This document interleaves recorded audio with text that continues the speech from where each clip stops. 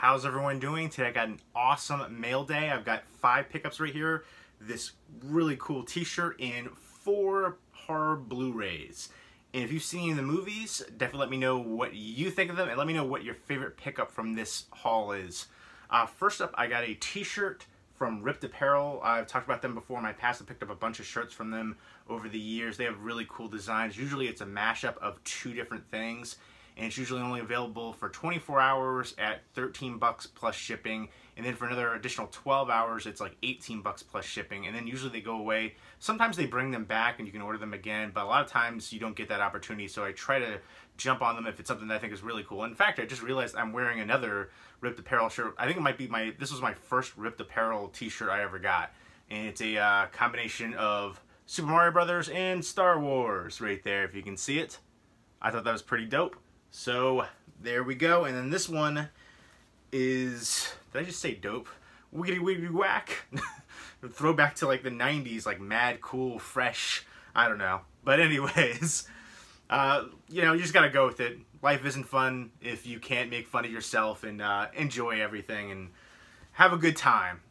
Next up though is this shirt. This is the new shirt that I just picked up. This is, as soon as I saw it, I was like, I have to get this.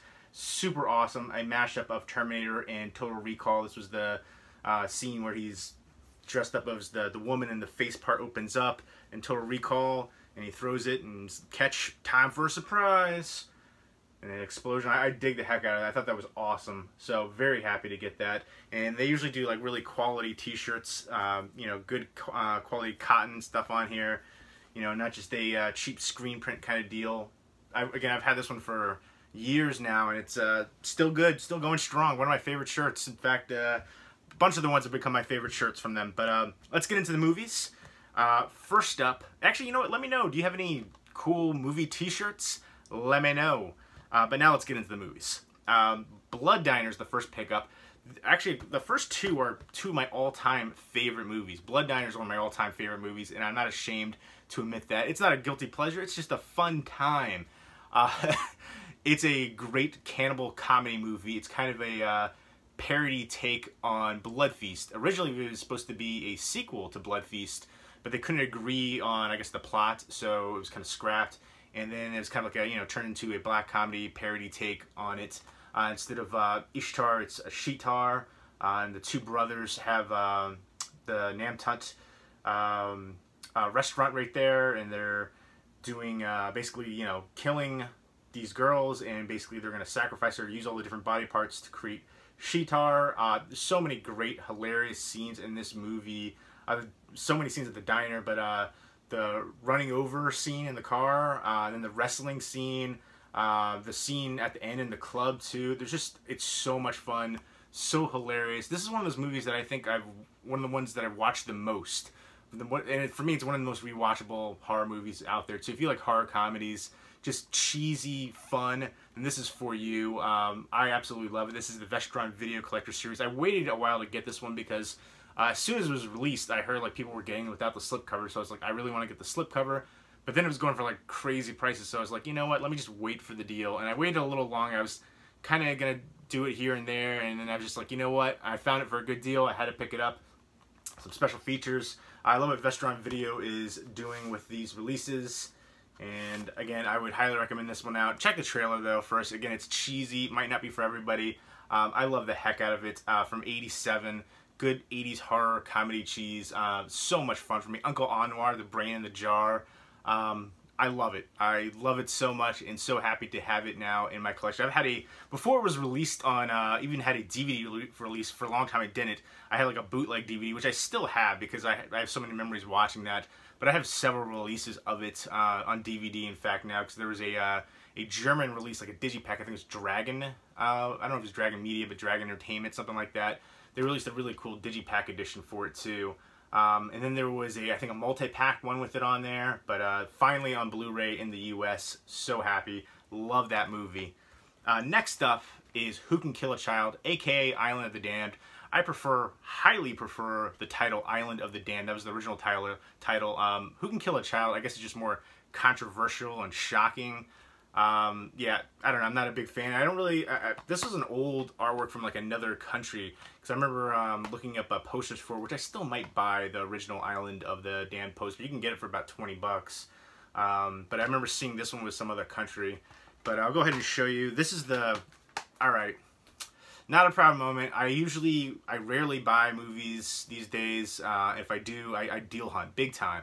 So this is probably the most expensive one that I picked up in a long time, Blu-ray. So I kind of, you know, I never saw it for a cheaper price. They were going for ridiculous money. It sold out right away. This is from Mondo Macabro, and this was limited to 1,000. There you go. And it sold out, and people were flipping it for like $100. I was like, I cannot. I love the movie. It's my favorite evil killer kid movie. I think it's just amazing. I remember the first time I saw it, it just shocked me. I loved it so much. And then I remember actually, I talked about this so many times on my channel, but I did a video last year where it's like the top 10 horror movies that need a Blu-ray release. And this was like my number 2 choice. First was Poughkeepsie Tapes. And now so many of those ones on that list have a Blu-ray release now, or Critters was just announced for Scream Factory. But I actually did a top 20, which I never edited and put together. But I feel like now I don't know if I want to do, because like half the movies either have Blu-ray releases or going to get one. But I don't know. I feel like that was like I put so much time and effort into it, and I just like let it go. I hate editing. End rant. I digress. But yeah, so this is like the only one that was different. There was a standard edition too, which you can get for I think like 20 bucks.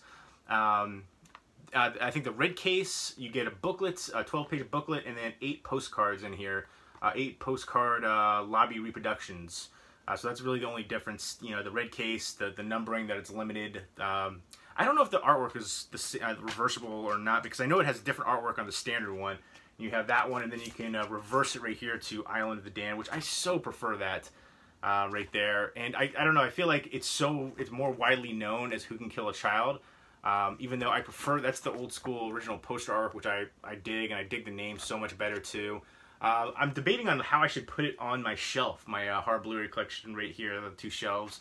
If I should put it as Island of the Damned or Who Can Kill a Child. Like, obviously I feel like it's known more as Who Can Kill a Child, but Island of the Damned is the original title and just a way better title for me, in my opinion.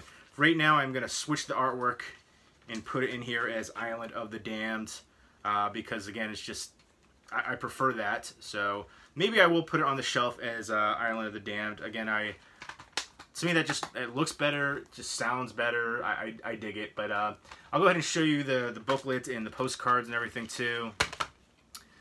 There we go.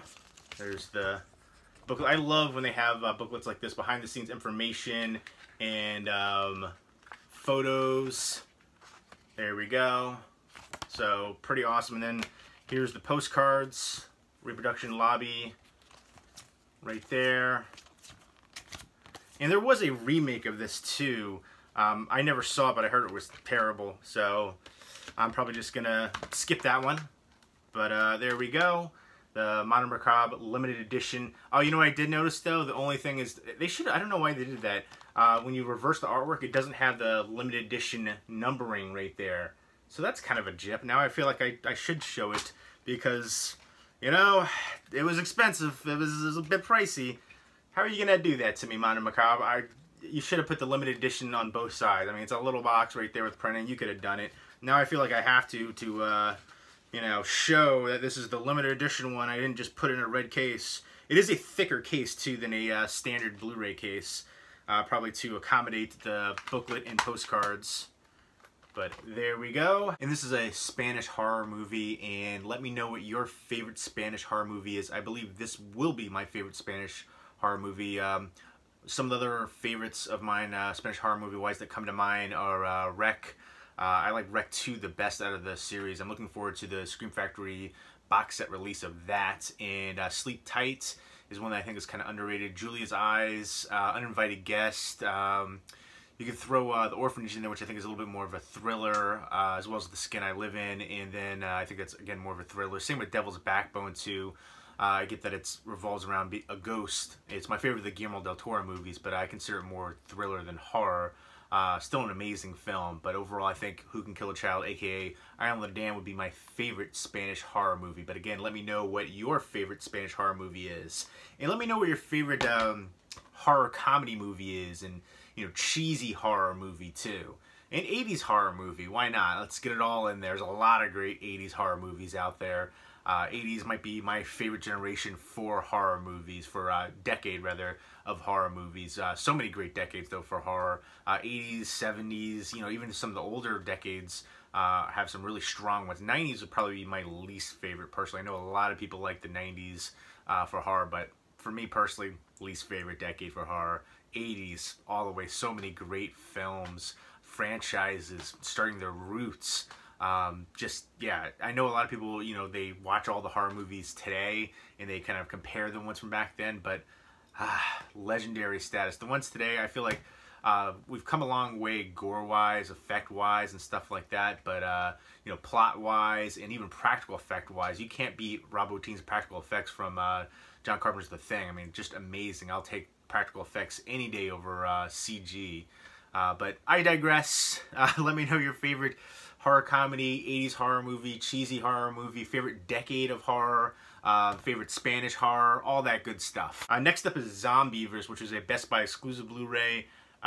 This is super cheesy. I know it's out of print, and I remember going for a little decent amount of money, but I was lucky enough to pick this up for pretty cheap. But it's super cheesy. The girls are hot. The creature effects are not great.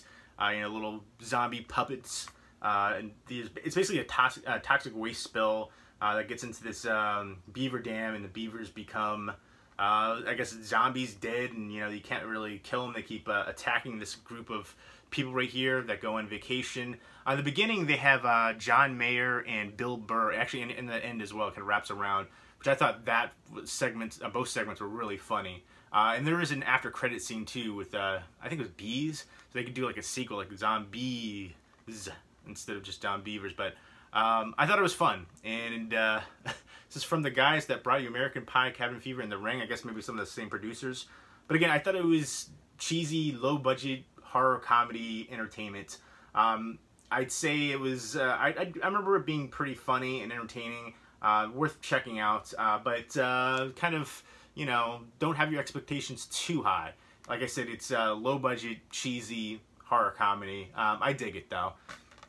And next up was Wormwood, which was, it says Mad Max meets Dawn of the Dead right there, which is a pretty apt description. It's an Australian one. And this, I was happy to get the slipcover for this one too, because everywhere I've ever seen this didn't have the slipcover. And if I know a movie has a slipcover and I get it without it, I just feel like it's incomplete. I feel like it's naked. Don't look at it. Don't look at it. But yeah, this one was gritty, and I like that. I love Australia as a setting for film. So any kind of, in New Zealand too. So any kind of ones where it has that setting, I dig it. And there's the sister too. There's an outbreak, and I think it has something to do with the blood type that you have. I believe that's what it was. But yeah, the majority of people are infected, and there's only a select few that are immune. And basically they run tests on those people, and basically this main guy right here is trying to get his family out, and he runs into some other people, and he's trying to get to his sister. All things go to heck essentially, and finally they all, you know, they meet up with the sister, and they basically free her, and she has these crazy powers, and they could really do a sequel because they were doing testing on her, but they could do a sequel for this one, and I think that'd be okay. A lot of ones where they announce a sequel, I'm like, not necessary. Like A Quiet Place, which they announced there's a sequel for that one. I felt like it didn't need a sequel at all. I felt the ending was fine with the way it was. This one, I feel like they could actually do a sequel, and I think it would work. But yeah, I enjoyed it, and I'm looking forward to revisiting it. And again, this is from Australia. Let me know what your favorite Australian horror movie is. They have a ton of great ones, especially recently. They've put out some really good horror films. Some that I feel like are a little bit underrated, like Loved Ones, I think still doesn't have a Blu-ray release here in the US, which is shocking to me. I know many other countries have it, and that definitely deserves a Blu-ray release for sure. And then Road Games is probably one of my all-time favorites. It's more thriller, but I'll put it in the horror genre as well, almost Hitchcockian too, with Jamie Lee Curtis and Stacy Keach. There's so many great ones of recent years too, and even some of the older ones are finally getting Blu-ray releases. Over in Australia, they have Umbrella, which is doing a great job with their releases. That's a company that releases over in Australia, but a lot of their ones are region free, so that is pretty awesome. In Storm Warning is another Australian horror movie that I really enjoy that I think is very underrated. And then of course you got the Wolf Creek movies, which I believe also was a TV show. I haven't checked out the TV show, but I really enjoy the first two films. The second one actually really surprised me for a horror sequel. Really good horror action sequel right there too. There's a ton of other ones too, so let me know your favorite Australian horror movie.